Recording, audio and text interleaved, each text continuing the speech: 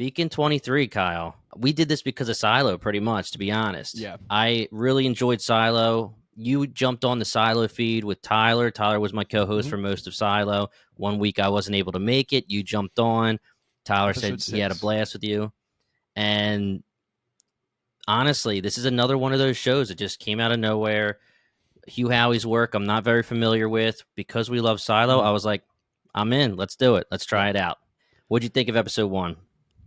I thought episode 1 was pretty good. I felt like, especially after having watched Silo, it felt like, I don't want to say classic Hugh Howie, but I don't know if I have much of a relationship with him to say classic Hugh Howie yet. But I feel like we're getting introduced to things may not be as they appear. There's mysteries. Not everyone, but these two main characters that we have, Aster and Halan, they have secrets of their own that they're keeping from each other, and that have kind of also things that they maybe have done in the past that they're trying to hide from people they meet in now, and it's just kind of a lot going on. I like the setting a lot. It almost feels it's like similar but not similar at all to Silo, where I agree. He's trapped on this lighthouse, but like it's all the way in space, which is like almost, you could say, the opposite of being buried underground. So he likes isolation, man. Yeah. Well, I mean, it's an interesting thing to think about, especially what we end up learning more about Halan as we get into episode 1, episode 2. But I thought it was generally, I think there's enough there to keep me interested. It's just episode 1 was, it's a little slow, but it's the first episode of a series, so we kind of just have to see where it goes from here. But I really enjoy the two performances of Halan and Aster with Lena Headey, who I'm sure most of us are familiar with as Cersei Lannister, the legend, and then Stephen James, I believe. Stephen James is Halan. So I think the two of them are really good in the show, so that I think will help push the show forward as we get into more episodes. Yeah, I agree. I thought episode 1 was a pretty strong pilot. I thought that it was mysterious. I thought it made me want to hit the next episode button pretty quickly. I thought Lena Headey killed it like she always does. She's a very strong main character. Stephen James, we're going to have to figure that out, but he did very well as well. I had his name as Halan. I don't know. Is it how are we saying that? Halan or Halan? I guess maybe when you're saying Halan right now to me, that sounds more like the show. Okay. Yeah, I think it was Halan. So I put it in my notes as Haylen on purpose. So I think it's Halan. I trust you. But yeah, I like this premise. Hugh Howie, he's on fire.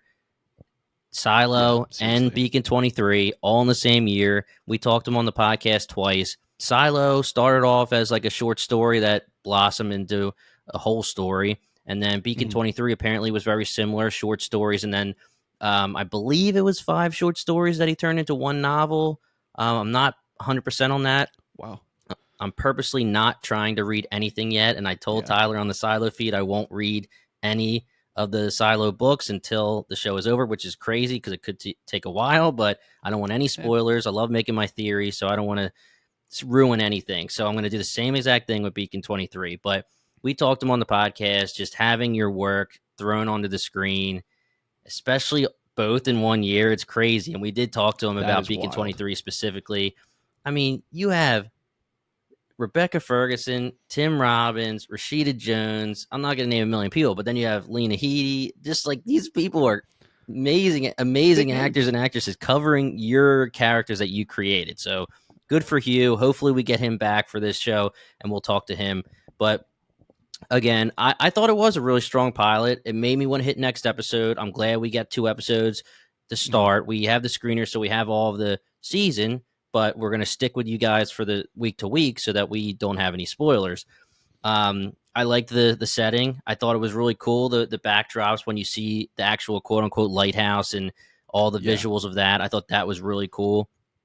I think episode 2 pulled back a little bit when it comes to some of the visuals and some of the story, but we'll get in episode 2 in a second. But this is going to be more of a free-for-all because it's just a lot easier to do that. There's 2 characters in isolation for a lot of episode 1. We meet some AI.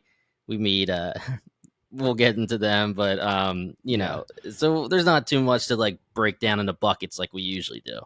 I'm curious, what were you, so I was initially thinking that Halan was going to be not necessarily like a good guy, But I guess maybe I was just like being dumb, but it completely threw me off when they were like, "Oh, he's not the actual beacon keeper."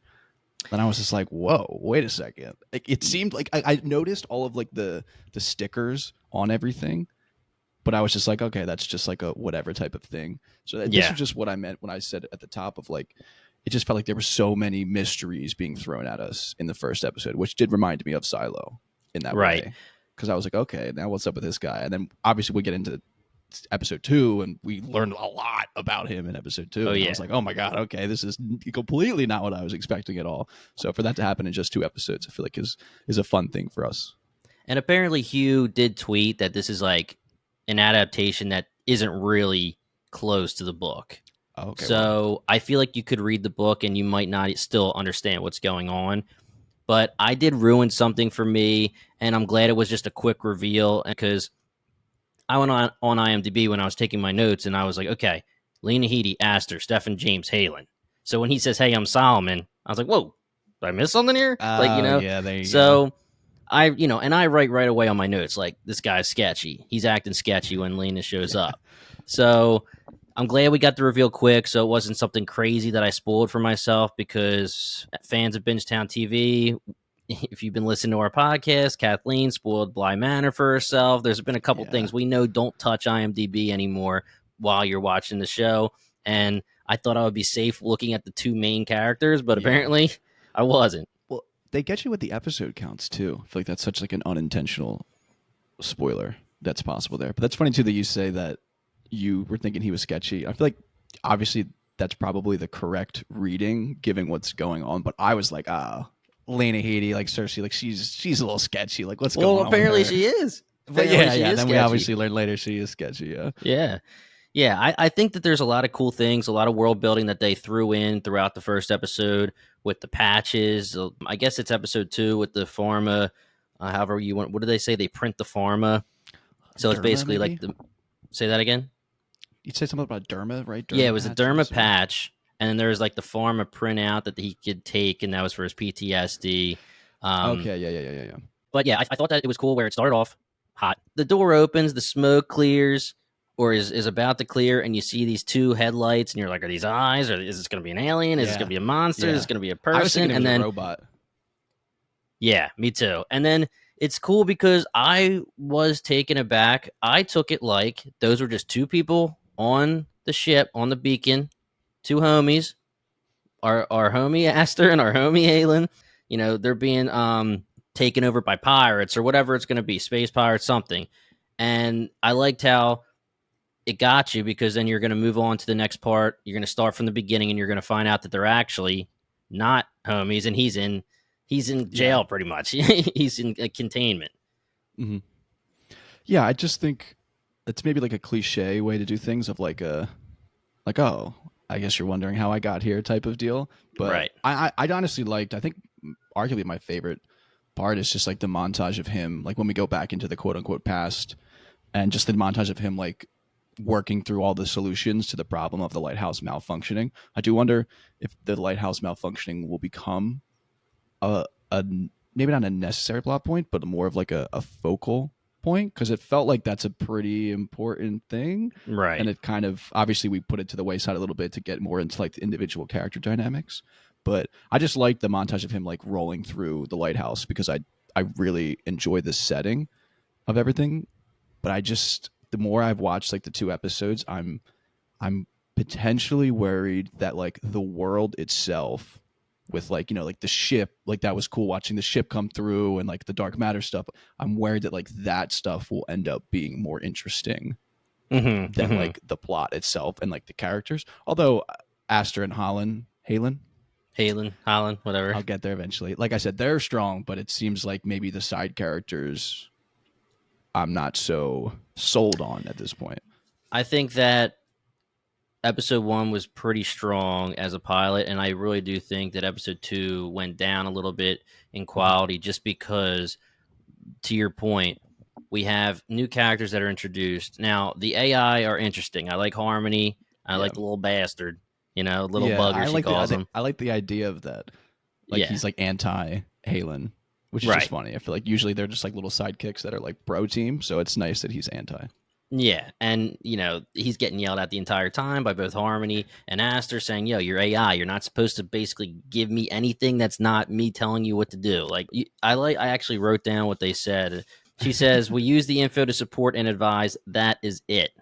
Mhm. There's no extra opinions or anything like that." Which is So, funny because it feels like Bart is the opposite of that. He feels right. like he's chock full of opinions and Oh extra yeah, shit versus like actually doing things.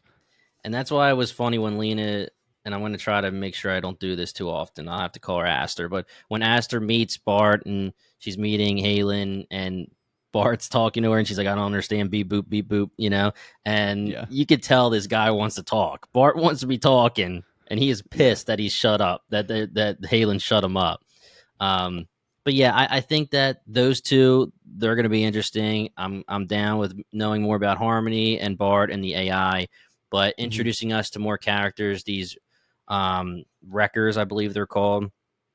They came in. I think the story that we can get into about why they're there and why Aster's there, that is interesting. But we get Mhm. introduced to them all. They all pretty much die, except for the son who goes off. And I don't know if we're even going to see him again. I would hope so, just Yeah. because of the That way it feels went. like like an interesting little plot point that they could have like planted right there. Also of the concept of Lena Aster says it in episode 1, I believe, towards the end when her and Halen are kind of having this one-on-one where she's actually lying to him, we learn afterwards, but she talks about Right. spending most of her life in stasis, and you all those years you basically lose, where like you don't get to talk to your sister or your family or have relationships and things like that. And I just am curious if maybe like Chick is the name of the boy who goes away. Okay. Like it would be Hmm. interesting if he came back and like he's older, but like in the showtime, a lot of time hasn't passed or changed really. But like, with the mechanics of space time, which I am not intelligent enough to create a full theory on at the moment, but that would be Right. kind of cool. I feel like that would be fun if we had, because again, I feel like there's the possibility that since we're on this remote lighthouse, like we just get characters that come in like this for one episode and then we don't really have to care about them. Hmm. So I think getting us more characters that we care about is fun and at least something that I want. So Yeah, I'm definitely wondering if we're going to leave this lighthouse or if this mhm. story is going to be on the beacon the entire time. Obviously, one of the major underlying mysteries is what's up with the rocks, what actually happened with Solomon and Halen, and why was Halen pretending to be Solomon. There's a lot of questions, and I have some things I want to throw at you. Especially, we're going to be mixing for everyone listening. I feel like we're just going to be talking episodes 1 and 2 kind of intermingled. Yeah. Um, we find out that Halen has taken over the lighthouse. At least that's what we believe. Solomon is killed. That's what we find out by Bart. Bart lets us know that. Whether that's true or Mhm. not, as far as we know, that's correct. Solomon is no longer with us. He was caught on tape by Aster. Bart pretty much showed this to her on purpose. Okay. Now, Halen, when Aster shows up, he doesn't know she's coming. And she says, I'm here because of your notes. And he's like, what are you talking about? And he's like, oh, of course, of course, of course. I know what you're talking about. And Yeah. you find out that Bart set it all up. And then if you pause it when he's talking to Bart and he's pissed and he's saying, yo, if I have to kill her, this is your fault. You can see that there is an email or a letter or however you want to say it, a transmission saying there's an expedition coming to your beacon. Be ready. Okay. So Well. I'm confused as to how Aster's lie is working with this whole scenario because she is technically saying, unless she took over. Okay, let's just talk it out. So she's saying that she is. Let's get these acronyms right here because I know there's QTA, but that's the second part. Yeah. What's ISA seems to be like ISA? the Okay, like official government entity right. in the interstellar space. Okay, right. So she's saying originally, I'm with ISA. I found out that I have to come She here has the and check jacket. these rocks. What'd you say? She has the jacket, the official She's jacket, all I think. official. She's official. She knows what she's doing. And she says I'm checking these rocks, and she even later is actually checking the rocks and trying to figure out what's Mhm. going on with them. And then in episode 2, we find out whether this is true or not.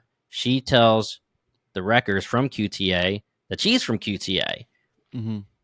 And then Halan's like, yo, you just lied to me. Now, we know the deal. She's been lying this entire 2 episodes. She lied about being in isolation, and Harmony called her out, and she was saying, make sure you remember the number of the sector Yeah, you were in. keep And me then, consistent. yes, and then Halan actually tries to get her on that when he says 81 and she says 91.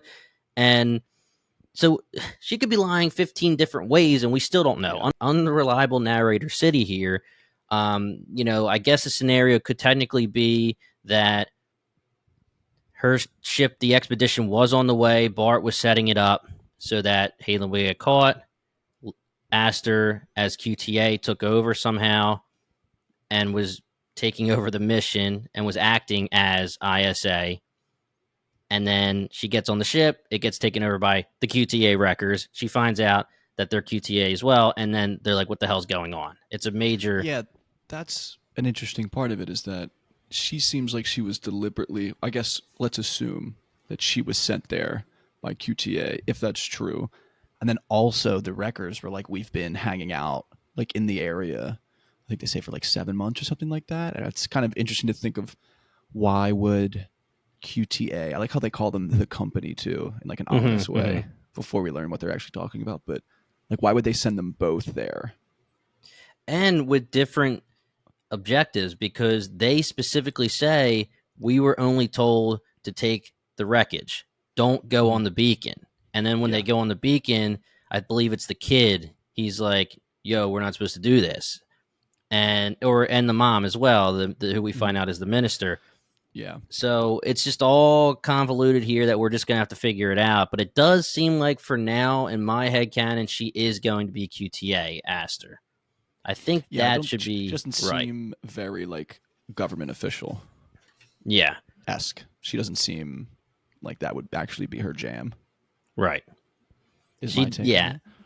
And I don't know if we'll have to figure out what the deal is with these personal AIs. Like, is it a regular thing? Does everyone have they one? Say, yeah, they have a line, the like hacker guy who, side tangent, wild, that like physical connection thing that he had. Yep.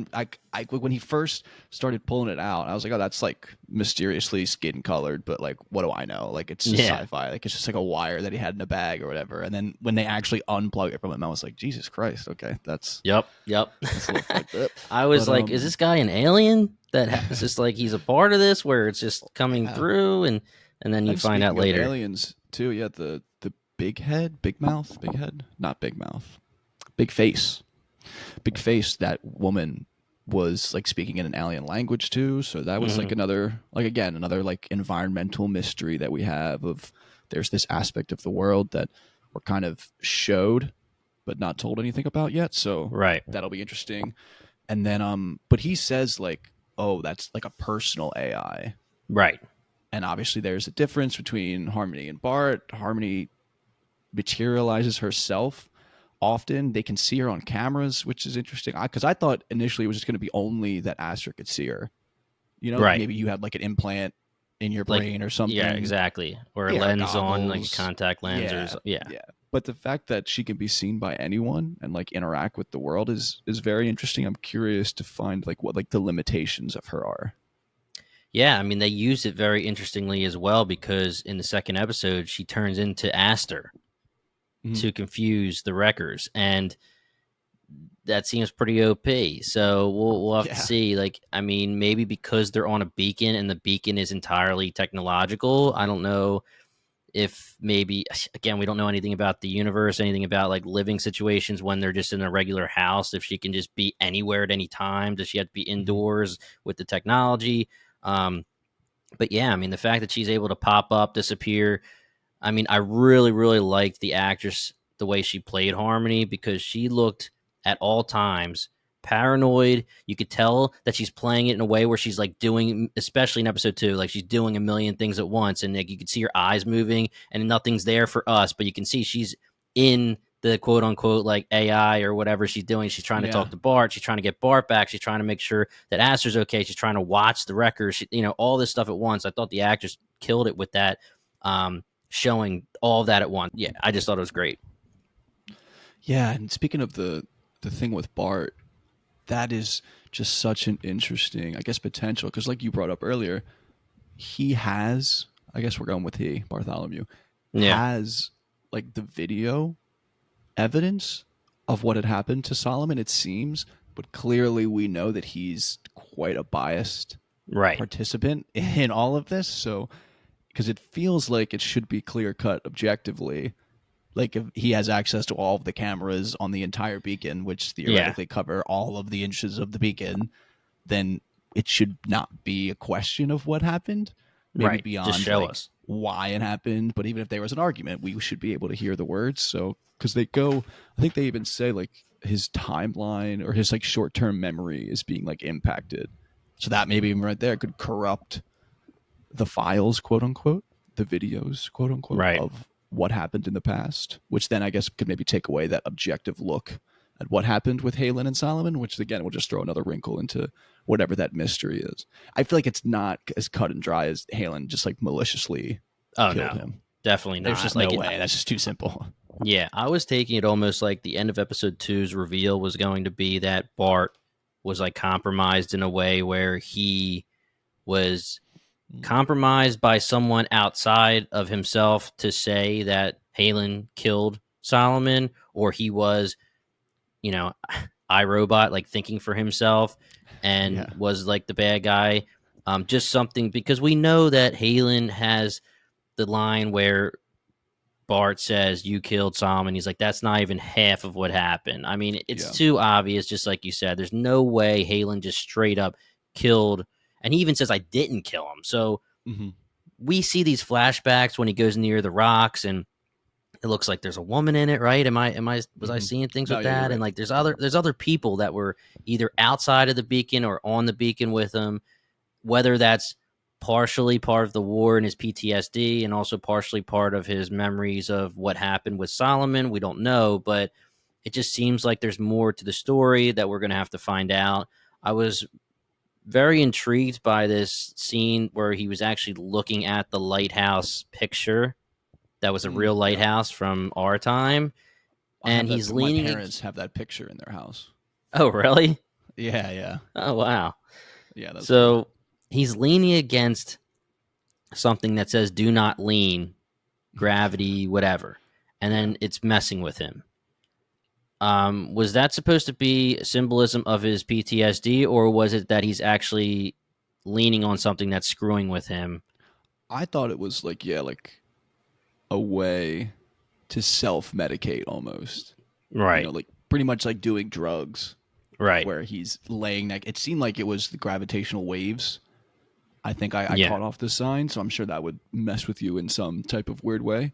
So that's the way I took it, was him like kind of doing like a self medicate thing.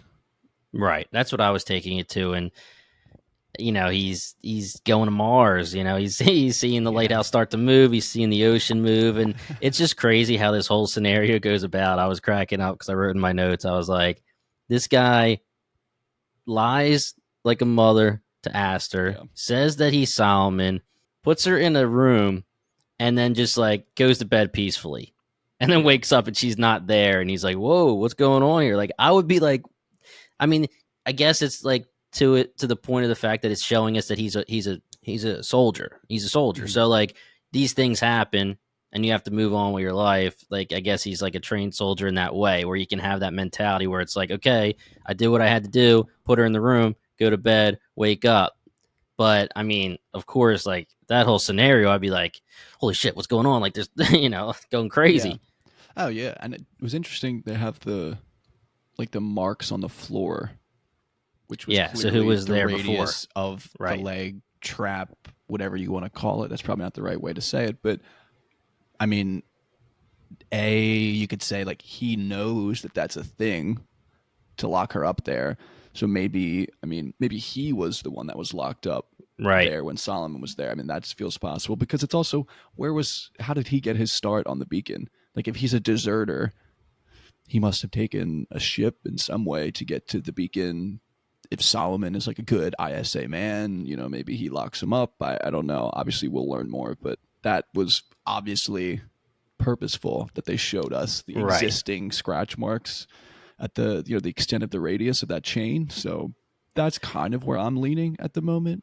But For an we'll just extended period of time, because you know that those marks aren't going to show up just by like Aster being there for 2 hours. yeah. This was showing that the person was going back and forth, back and forth, back and forth the entire radius of the Mhm. allowable pull. So yeah, I mean, it could go either way, where it's maybe Solomon was the prisoner, or maybe Halan was the prisoner. There's Yeah. really a couple ways it can go, and it almost has to do with the fact, like, what do you believe is going on with the rocks? Like, do you think the rocks are going to be some kind of supernatural thing that affect you in a certain way if you're near them for too long? Like, Mm, that's maybe interesting. Solomon harvested all these rocks. He's been doing it for a long period of time. Obviously, we know Aster was watching the security footage, and she's like, "Oh, he was a bad beacon keeper. He was leaving. He was a bad boy, and he's bringing all these rocks in." And then, you have him for however long, and it starts making him go crazy.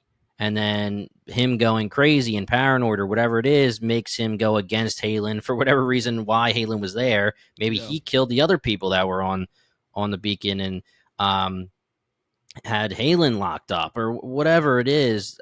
It just seems like they have to be something supernatural. It's one of those things where it's like, yeah, they're going to be worth a gajillion dollars, but Yeah, don't go there's going near to be them. They're bad. some downside to it for sure. And clearly, I guess there's two ways to look at him storing them like so far away from everything else. One, obviously they're valuable, so you want to hide them, but maybe the actual part of that is that they're legitimately dangerous. Yeah, I mean, it's cracking me up because Aster doesn't even like question the fact that it's like, do not touch this button. Huge sticker Yeah. that says do not touch. And then when they get to the hallway, it is barricaded like crazy. Mm-hmm. The door is locked, air sealed by the do not touch. It just seems like you said, it's either super valuable and you're trying to hide them, or super dangerous, or both. Yeah. And I mean, that's the area that really triggered Halen's PTSD. It looked Mm-hmm. like. So I'm curious of like maybe him in the military. There was some like mining mission. We got like such small spurts of those flashbacks. It feels like I mean, not feels like, there has to be obviously a deeper connection between Halen, Solomon, and the Rocks. Right. Feels like the Rocks might also play a central role in whatever happened between Halen and Solomon, Yeah, I agree. beyond just like a hey bro, I showed up, Give let me me those live in rocks. your let me live in your lighthouse and take your rocks type of thing. So I'm interested to find out that for sure. Yeah, yeah. And I thought it was cool that we get some more world building here. The PTSD situation, or PTSD in general, has been Mm-hmm. eliminated from, if you want to say, humanity. I don't know if there's aliens or alien life or whatever, but Yeah. 73 years ago from the time that they're in the beacon, they utilize the medication, the printout medication, and it helps with PTSD. Mm-hmm.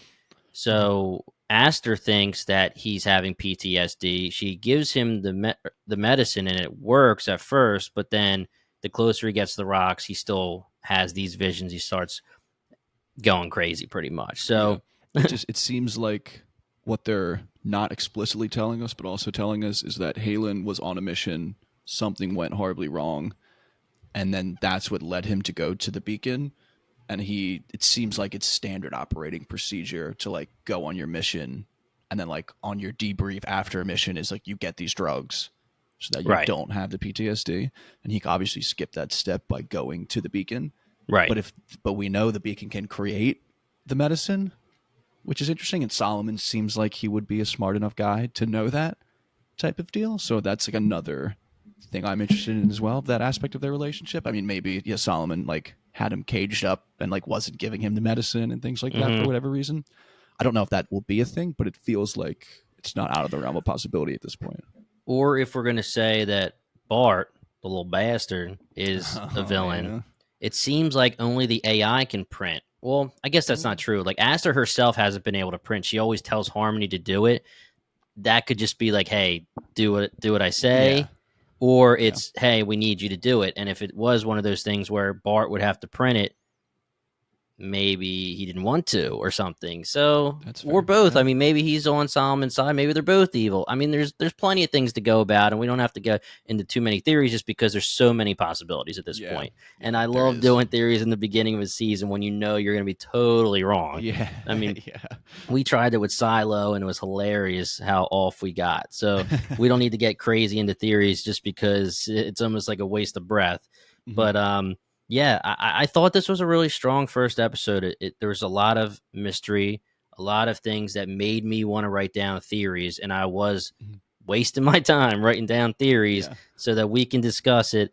And I had to hit that next episode button, and we get into the next episode, and there's even more world building with this episode. But like I said, I do think the quality went down a little bit. It is worrying, and it's hard to say that it's worrying because it's only 2 episodes, but I just don't know really where this show's going to go, where they want this Yeah. show to go. Are we staying on the Beacon? Are we leaving? Is that kid going to mean anything? Because you were bringing up the point that the Beacon malfunctioning has to be a thing. And I agree with you Mhm. 100%. It has to be a thing because he was trying to override it. It's saying, come in. People that were on Aster's ship were saying, "Oh, it's great to see me. We'll have a beer when Yeah. we come in," and all that kind of stuff. And it just seems like that has to be a thing, unless what the thing is that the QTA was taking over the Beacon so that their mission could have happened. Which Yeah. again, that almost just is the answer. If that's the answer, then we don't really know what else there is. So it's just one of those things where I'm worrying what the next steps are going to be. Episode 3 might come out, and I might find what the answer is, and then I'm like, oh, cool, I'm in. Yeah. It's interesting too when you talk about the fact that the original source material is 5 short stories. And like you've said, it feels like, or rather, Hugh said that it's quite different from the source material. But I don't know. I mean, is there 8 episodes? Yes. 8 episodes? Yeah, I guess it doesn't. That's not a clean like 2 episodes per short story type of thing. But you're right. It feels like we've maybe not cleaned up a lot of plot holes, but like at the end of episode 2, like we're really not anywhere different Yeah. than we were at the end of episode 1 type of deal. Although we've just spent time, which Right. we obviously were on a little bit of a time crunch in terms of the ISA coming, but also is the ISA actually coming? Yeah. I mean, is it now I QTA don't that's know. coming Yeah. to pick up Aster? And that was the lie. Mhm. Because it almost felt like to me that it was like a villain of the week kind of thing, which you can't do Yeah. in an 8 episode series. Like, I mean, you make the joke with like Agents of Shield or The Flash or something when you have a certain amount of episodes. It's a network, CW or NBC or whatever it is. You get 20 episodes and you do bad guy of the week or villain of the week, and you just move on, move on, move on. 8 episodes, we don't have that. Like, it just felt a little weird that we get these characters, we get Yeah. an episode to get introduced to them, and now they're gone. I mean, I know that Chick, he could show back up. That's fine. It just was a little, it just threw me off a little bit. Mhm. Yeah, like I don't have any feelings towards Battle, the character, Yeah. anymore. Like it's just he's dead now, and it just okay. He was a deserter as well. Had a long list of crimes. It seemed maybe there's a little bit of a parallel being made between him and Halan, where Halan is a deserter, but doesn't have this like long list of detailed crimes. So like it's Right. not like it's a pattern with him. It might have just been an isolated incident. I could see that. I liked the Dr. Kennedy Canetti. Yep. character. Yeah, I liked when we got introduced to this other planet, this colony, and their beacon was messed up. So maybe there is something like a Yes. grand nefarious conspiracy thing happening. I mean, they said on the news feed, I guess it's a news feed of like this, highlights the dangers of colonizing planets in the far reaches of the galaxy that require resupply. I thought her story was interesting. Of like, I wanted to learn more about like what had happened to her planet and like the decisions that she made. I feel like they boat around the bush, about like what actually went on and things like that. Yeah. So I was a bit disappointed when she died. I thought I'm like it's supposed to be like an emotional moment where like his right. son kills mother and he's like I spilled red and walks off, but I just was kind of like yeah. No, I didn't feel anything Yeah. for that, to be honest. I think Yeah. that maybe the purpose of that entire episode, when it comes to those wreckers, and I say wreckers in quotes because, Kennedy she was just doing it because she had Mhm. to. But the purpose is probably the world building that you just brought up when it comes to Minister Kennedi's, I guess, is it her planet, however you want to Yeah, say her it. But colony, yeah, her whatever. colony, because like you said, the beacon malfunctioning for her colony as well, huge. That's a big deal. That's got to be a big deal. They didn't have supplies for a year. They're saying there's issues with colonizing the outer rings, Mhm. and you need regular supply runs on these colonies or you won't be able to live. That there's something to that information, which then brings me to the question, is this going to leave the beacon? Like, it, are they leaving Yeah. the beacon here? But Yeah. that's the thing. Is it going to be a huge overarching theme and story of multiple beacons? We know that like Beacon 23 is a numbered beacon. There's multiple Mhm. beacons. We know that there's a lot. Are we going to be jumping from beacon to beacon with story to story? I mean, I can't imagine we leave Lena Headey's character Aster and move to a new beacon with new characters. I mean, that would kind of be Yeah. interesting. If I wasn't sad, I'd be leaving my girl. But Yeah. That would be pretty crazy though. yeah, I mean, that would be pretty crazy, just having like mini stories based on each beacon. But um, I just don't know what Yeah. Well, else the there's flip to side of do that in the is like, beacon besides can the you rocks. imagine? Yeah, exactly. Like, could you imagine 6 more episodes of us in this beacon? Yeah, find out what happened to Solomon, find out what's going on with the rocks, and then what? I Yeah. mean, that should hopefully be almost like next episode. Mhm. I mean, I can Yeah. So see we'll the see. Solomon thing being pushed, but like my thing is that at the end of episode 2, Aster and Halan pretty much are homies. They've Yeah, and agreed that's that also, they're you gonna. could say, is the point of the episode as well. Yeah, and I would say that they're sitting next to each other, and he says, "I can't be alone anymore." And I was wondering if there's a little tension there. I didn't know if there's anything gonna happen, but I hope not. yeah, I know. But I would have turned to him right away and be like, "Dude, just tell me what's going on here. You kill Yeah. Solomon? What's the deal? Maybe that's how the next episode starts. But like I had said at the top, that is this kind of conversation is one of the like the worries that I had of like they're introducing this idea of like the interstellar space administration or whatever ISA stands Authority? for. And Yeah, yeah, and we have, like news feeds on other colonies and planets, and we have like, known geopolitical issues, and I'm just nervous that like 8 episodes, like I'm going to feel unfulfilled by like only getting a taste of the outer world or right, like what's possible out there in the universe, and only being contained in like one location, and it just having to be Aster and Halan carrying the entire show. And not necessarily that can't work out. I just think the odds that I enjoy it are probably lower than like right. us getting out to be able to explore other things. I mean, for all we know, again, Silo has a lot more to the story Mm-hmm. written, Game of Thrones style. Like it has more to talk about in the show.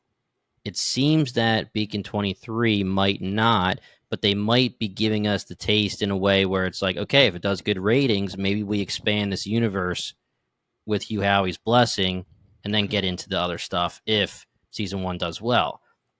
I don't know. Again, I have no idea and that's part of Yeah. the problem. I have no idea where they're going with this. I don't know what Yeah. they want to do. And that's not, I don't want to make it seem like I'm saying that's necessarily a bad thing, Oh yeah.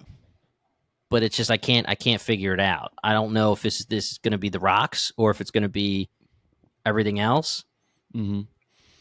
Well, that's why we'll keep So watching. yeah, that's why we'll keep watching and podding on it. But a couple things that I wanted to talk to you about.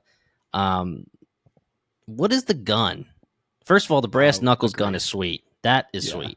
But the I gun, agree. there's a couple things. Okay, number one is the gun. What the heck is that? It seems like, okay, it'll kill the minister because she's, I guess, a normal person. Yeah. Here's the second question I want to ask. It doesn't kill Halan because he's apparently a human weapon here. So Mm-hmm. what? Okay, yeah. He at first when he plugs himself in, I'm like, okay, is he like going to be a robot or something? But he's not. He's got implants that make him a human weapon, and he doesn't. He says he doesn't remember how many he has. He doesn't know how many he has. I guess because he's a soldier, they get implanted in him. He doesn't really know the deal. We also find out he's a pilot. So he's a pilot, soldier, human weapon here. But when he plugs himself in, what did he do? Was it just like making him more energized, like in general, like I'm faster, I'm stronger? Like he didn't use any weapons. He didn't like. He Yeah. fought the girl, and pretty much he kills her, but he loses too. I mean, he's out. Mhm. He's down for the count. I Yeah. actually, for a while, was thinking like the whole build up to, all right, I'm 98% there. One more minute, baby. One more minute. And then he's like, all right, let's go. He starts fighting, and I'm thinking he's going to just destroy everybody. Yeah. He There's a does fight scene. initially too. Yeah, I mean, there's a fight scene, and I don't know if it's because that kind of stuff isn't revolutionary anymore. Like you've seen like Inception and things where they've already done that a million years ago where you're fighting and things are moving on you. It didn't impress me that much. But No. his fight with her, the choreography, like I didn't enjoy that really that much at all. No, it felt weird too with like Battle Yeah. up there, like shooting the blast down while he was just holding on to the railing or the ladder, and it like You wasn't do working see- at all. And I was like, "What is going on?" I don't know if they were trying to show us he's super fast or the blast goes right through him. But when he leaves at one point, he's in the hallway and the shot goes right at him, and it looks like it just goes right through him. Mm-hmm. So I don't really know what this human weapon thing is. I was disappointed that he was down for the count. I actually was sitting there going, "Where the hell is Halan?" Yeah. Like when everything's going down, because I didn't even realize he was supposed to be like out. He was like knocked out, and he had to wake up and go like, "Oh, this hurts, dude." Like I don't know. That was a little confusing to me. Yeah, that was the fighting. I think was probably the most disappointing part of the episodes to me. I agree. I just think it was kind of just like there, and like almost like we had to get through it for like the conclusions of them versus like actually enjoying the fights themselves. That's the way I felt about it or feel about it. Yeah, I agree. I think that it just seems like all of this stuff they're giving us, it makes you have to think we're going to get more outside the beacon. Mm-hmm. Unless you're actually just going to say, hey, man, I'm a soldier. I have PTSD. I got some weapon implants. I got a lot of visuals that I need to tell you about what the deal is. And then we're going to do all this in the beacon and we'll talk about it all, but we're not going to leave. Yeah, that feels more of like a movie than like an 8-episode TV show. Yeah. At least in my opinion. No, I agree. But that's like, I know we kind of went around and kind of sped through episode 2, but episode 2 was more of that kind of just like, hey, here's the action. Now it's beginning to A to B, or beginning to end A to B. Like you said, they were stuck. The wreckers were on the ship waiting for 7 months. Aster made it seem like, well, she was asleep, but it made it seem like she wasn't on the trip that long because I forget, I didn't write the notes down for what she says timeline wise, but it made it seem like it wasn't that long ago when she says, didn't you get our message? We got your notes from however long ago. We told you we were coming. So I just know that there's probably some like space-time quantum physics that like I'm just not grasping about like how long things take, how much you age for things, et cetera, et cetera. So I hope they get more into that because that's very interesting. And I feel like the science itself is established in real life that like they don't need to like make anything up. But I would enjoy more discussions on that just because I know it should be a thing. I just have no idea. And what do you think about the whole Bart being compromised and Harm trying to bring him back? Do you think that's just going to be our way of figuring out the truth next episode where she can break through what the deal is? I think so, just because, like I said, it feels too convenient that Bart should just have objectively all of the footage and things like that. So him having some type of obstacle, or rather maybe us having some type of obstacle to access that knowledge feels more like, yeah, this is part of the story versus like us having to be like kind of viewing it and like almost immersion breaking of like, okay, well, like we know this guy has the answers. Like, why doesn't people just talk to this guy that we know has the answers? Right. So that's what I'm hoping is happening. Seems to be the most likely scenario in my eyes, but I'm hesitant to try to confirm or be like, yeah, this is what's happening, given I have really no idea what's going on. I understand that, you know, it's easy for me to say, hey, do this or do that. But you were Aster who just got choked out. You find out you're captive, then you somehow get out, and now you imprison Halan in the airlock, and you got a lot of shit going on. A lot of shit's going on. Mm-hmm. But I would immediately go to Bart and be like, "You just started to show me the Psalm and stuff, and Halan interrupted us. Show me the rest. Show me the rest. I need to know what the hell's going on." I don't understand why that didn't happen. Like a therapist instead of an investigator, which was an interesting little turn for sure. Yeah. But it feels like now they're closer together. Mm-hmm. So maybe instead of having to look up the footage, like we'll get his side of it, and then maybe we can compare it to the footage. I don't know. I think it'll be more interesting. Excuse me. But I feel like if we get his side of it first, and then like that will like consciously, subconsciously, obviously shift our perspective on it. And then we get like maybe quote unquote the truth. And then like we'll have to have a reaction to that. I feel like that would be an interesting order of events. Whose past are you more interested in, hers or his? I guess technically his, because he has more. It seems he has more to do with the story, just because we're trying to figure out what the rocks are, what happened with Salmon, pretty much everything you just said. But also hers is so interesting because it just seems like they're playing her off as such a good liar, such a majorly unreliable narrator, where she's been saying things and you don't know what's true and what's not. We don't know if ISA is coming. We don't know if QTA is coming. We don't know if anybody's coming. And it's crazy because you're talking to Harm or you're seeing Harm and she's saying they're coming. So does that mean something's coming?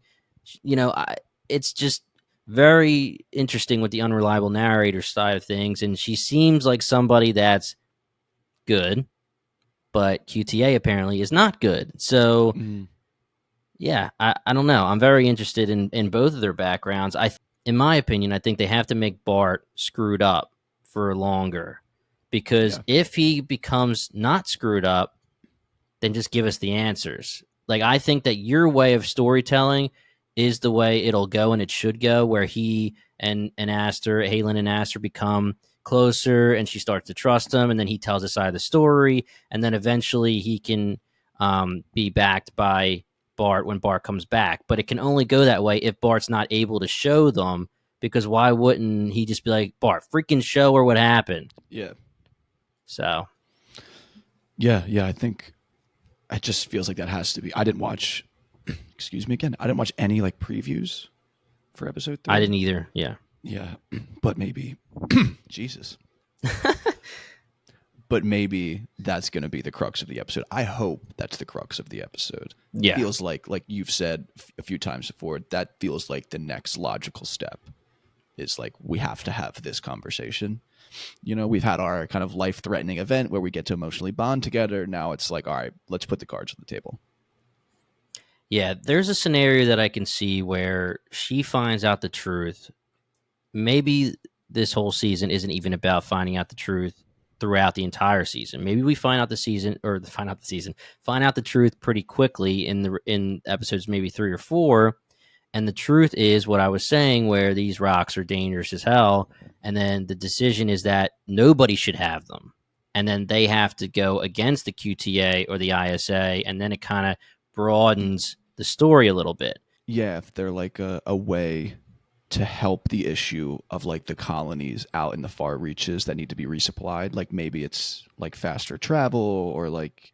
That's true. Yeah. But something like that, like it could, because I'm just making this all up right now, but like, the nefarious conspiracy that like someone's messing with the beacons and they have like almost this goal of like culling maybe the outer planets, and like these rocks in some way are a resource that could help like not make that a plan that has to happen. Like now these resources like increase our carrying capacity, for lack of a better term. We can better supply these kind of areas.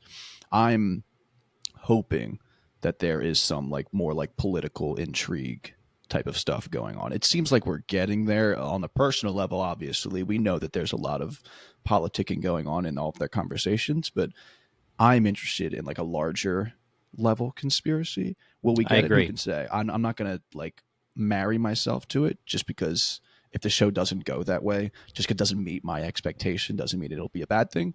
But that's kind of where I'm hoping after 2 episodes. Yeah, I definitely want to emphasize that us saying we weren't too happy with episode 2 doesn't mean that in the grand scheme of things, episode 2 isn't going to be important. Like, we might Yep. find out the entire story and find out that episode 2 was super important and it matters a lot. And when you binge the show from beginning to end, now you know, or you have a Monday morning quarterback hindsight kind of thing, that it matters and it was a good episode. But for Yep. now, stopping at episode 2, there was things that were a little disappointing story wise, seemingly villain of the week kind of stuff. But we'll see. It could just be something that once we get more of the story, it ends up being just fine. Yeah. Yeah, I'm really looking forward to it. I remember after episode 1, like you said, I was like, yeah, like I need to watch the next episode, see what happens. I think it's nice that after episode 2, like we get a little bit of a breather, Yeah. and then we'll go Yeah. into episode 3. I think they did it Just right. another drop style, because I feel like Amazon is 3 episodes, I know. and then continuous. This is 2 episodes, and then continuous. Netflix obviously is all at once. Networks like HBO are all, I mean, once a week. So just somehow we have a new streaming service and a new drop schedule for shows, but that's kind of where Yeah. we're at. I'm wondering if MGM Plus does this with all their shows or if they did it on purpose because of the way the show is formatted, whether they think we needed 2 episodes to be in or if we needed that much of the story. Because Yeah. there was, there's certain things like, for example, Disney Plus showed us, I believe it was I think it was 2 WandaVisions all at Oh, once, you're and right. then you Yeah. did week to week. And that's not how they do every Disney Plus Marvel show, but they did it that way because a lot of people and us, uh, me, Luke, and Paul, and whoever else was on the podcast, Brian, um, agreed that if we just watched one episode, knowing episode 2 was the next episode, we would have been like, we might be out on this show. But getting Yeah. both episodes at once, knowing like you're kind of moving forward past the sitcom-y stuff of it that you don't understand at first, that was a way to hook you and then let you move forward. So maybe they're doing something specifically for here. From is a huge show for MGM Plus. I don't know if you are familiar with it, Kyle, but I'm not. I believe it's partially the creators of Lost or writers maybe, and it's kind of like a horror slash thriller mystery show. It's been pretty popular on TikTok and YouTube, and I definitely want to give it a shot. I don't know if that was 2 episode drop and then 1 1 1 1, or if it was just 1 1. That's something that we'll have to find out. But Yeah, I'm otherwise, completely unfamiliar with MGM Plus's game, so yeah, this is my agreed. first exposure to them at all. So Yeah, and for anyone listening, you're not going to be listening to this if you haven't watched the show, but just to let you know, it is on Amazon Prime. You just have to pay for it. Episode 1 is free on Amazon Prime right now. So if you're not an MGM Plus subscriber, I don't know how you get MGM Plus because, like, for example, my parents, they have like Comcast and they have the app on their TV and they can watch it. I don't know how you get the packages for that, so yeah, certain packages may have it, may not. I don't really do it that way. I do everything on my computer and just buy however. We got lucky enough to get the screener, so I don't even know MGM Plus. I haven't done anything with it. yeah, But yeah, it is on Amazon Prime. You can get the first episode for free, and then I believe it's probably going to be one of those things where it's like $1.99 or $2.99 per episode. So depending on how much you like the show, you can do it that way, or you can subscribe to MGM Plus. The other thing I'm going to say before we end this episode is, guys, if you're on our Beacon 23 feed and you're listening to this podcast and you like this episode, these 2 episodes, check out Silo. If you haven't checked out Silo, definitely go check out Silo on Apple TV. Another streaming service you're probably gonna have to pay for. They're yeah, killing us with this, but Apple TV Plus has been dropping big shows: yeah. Severance, Ted Lasso, Silo. There's a million shows on Apple TV Plus that have been killing it, so it's worth the pay. Check out Silo, another work from Hugh Howie. Check out our pod. We had Hey. a lot of fun with that one. Check out our theory videos on YouTube. But yeah, Kyle, anything else you want to talk about with Beacon 23 before we end this episode? No, honestly, I think this conversation was fun. I think us being able to do this week to week is going to increase my enjoyment of the show.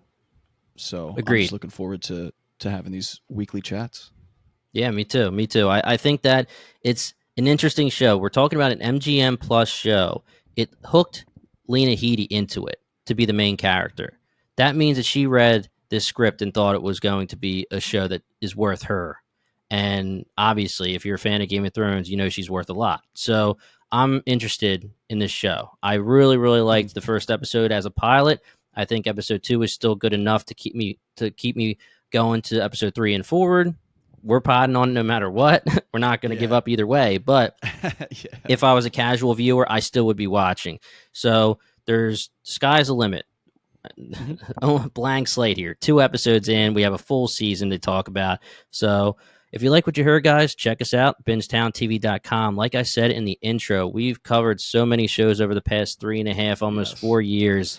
Crazy. I mean, just with Pitch Towns, where we talk about the pilots of shows, we've covered, I think, over 100 TV shows. If you go on BingetownTV.com, you can see all the shows we've covered, whether it's entire seasons, just the pilot. Most of them are entire seasons.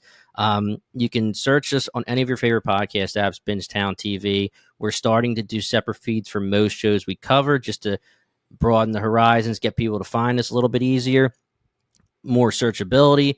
But if you want everything all in one spot, Bingetown TV, hit up our Discord. If you want to talk to us, I'm going to create the Beacon 23 thread on Discord right now. So if you have theories, if you want to talk about the episode, if you want to tell us we're stupid, if we're funny, if we're great, if we got everything right, if we got everything wrong, we'll put the Discord link in the bio, in the description for the podcast. Click on that. It's totally free. Jump on there and have some fun with us. Otherwise, we'll be back next week, guys. We have the screeners. We're going to do our best to get these out ASAP for you. And also Twitter, Instagram, TikTok, we're all there. So DM us, anything you want to do, we're there. We always message back as long as we see it. Once again, we are Bingetown TV, and thank you so much for listening.